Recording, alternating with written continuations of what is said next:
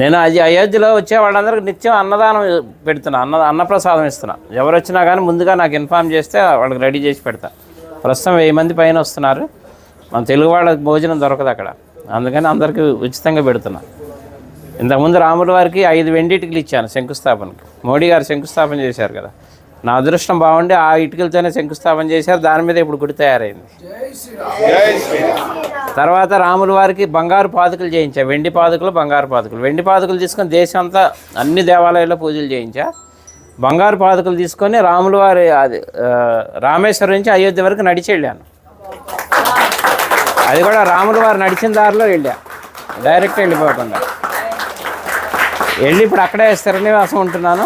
తర్వాత ఇప్పుడు ధనుసు చేయించా 14 కిలోలు. రాముల వారి వనవాసం 14 సంవత్సరాలు, అందుకని 14 కిలోలు చేసా. కిలో బంగారం, 13 కిలోలు వెండి. ఇది రాముల వారికి కోదండరాముడికి వచ్చాయి చేతిలో ఉంటుంది, ఫస్ట్ ఫ్లోర్లో వచ్చాయి రాముల వారి చేతిలో.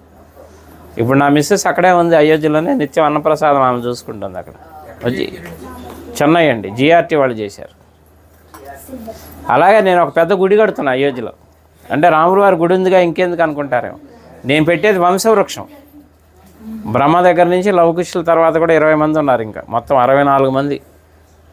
తర్వాత సీతమ్మ వారి వంశం, చంద్రవంశం, సూర్యవంశం, చంద్రవంశం, మొత్తం 450 విగ్రహాలు వస్తాయి. అంటే రాముల వారి వంశంతో పాటు రాముల వారికి అనుబంధం ఉన్న ఎవరెవరు ప్రముఖ వ్యక్తులు, మహా ఋషులు ఉన్నారు కదా, సప్త ఋషులు, వాళ్ళకి ఎవరెవరు సాంగత్యం ఉందో అందరి విగ్రహాలు పెట్టిస్తున్నా. ఎందుకంటే మన ముందు తరాలు వాళ్ళకి తెలియాలి రాముల వారి వంశవృక్షం అంతా. అందుకని శాశ్వతంగా ఉండాలని పెద్ద స్థలం కూడా తీసుకున్నాం, ఒక 5 ఎకరాలు అక్కడ పెడుతున్నాను. 5 సంవత్సరాల ప్రాజెక్ట్ అది, రెడీ చేస్తున్నా. అలాగే ఇప్పుడు అయోధ్యలో అంటే మన తెలుగు వాళ్ళ తరఫున నేనేం పని చేసినా తెలుగు వాళ్ళ తరఫున చేస్తాను. అయోధ్యలో వాల్మీకి ఎయిర్పోర్టు, ఇక నేను వెళ్తూ వస్తూ పోతూ ఉంటాను కాబట్టి 2-3 సార్లు చూశాను, కానీ నాకు ఎందుకో లోటుగా అనిపించింది. అక్కడ ఒక విగ్రహం పెట్టిద్దామని గవర్నమెంట్ అప్రోచ్ అయితే పర్మిషన్ ఇచ్చారు, సెంట్రల్ గవర్నమెంట్. 16 అడుగుల వాల్మీకి విగ్రహం పెడుతున్నాను. ఆ విగ్రహం కూడా రెడీ అయిపోతుంది ఇప్పుడు.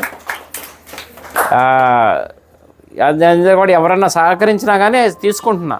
ఎందుకంటే భక్తి నాకు ఒక్కడికే కావాలని కాదు, పుణ్యం అందులో అందరినీ భాగస్వాములు చేయాలి, ఎందుకంటే దైవ కార్యం. అందుకని ఎవరన్నా చేస్తే వీళ్ళున్న వాళ్ళు చేయొచ్చు.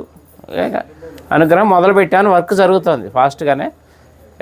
మార్చి ఏప్రిల్లో విగ్రహ ప్రతిష్టాపన అయోధ్యలో. అట్లా అన్ని కార్యక్రమాలు మీరు ఎవరు ఎప్పుడు వచ్చినా కానీ నాకు చక్కగా నాకు ఫోన్ చేస్తే ముందుగా అన్ని ఏర్పాట్లు చేస్తారు. రూములు కావాలన్నా అక్కడ 48 రూములు కూడా కట్టబోతున్నాను.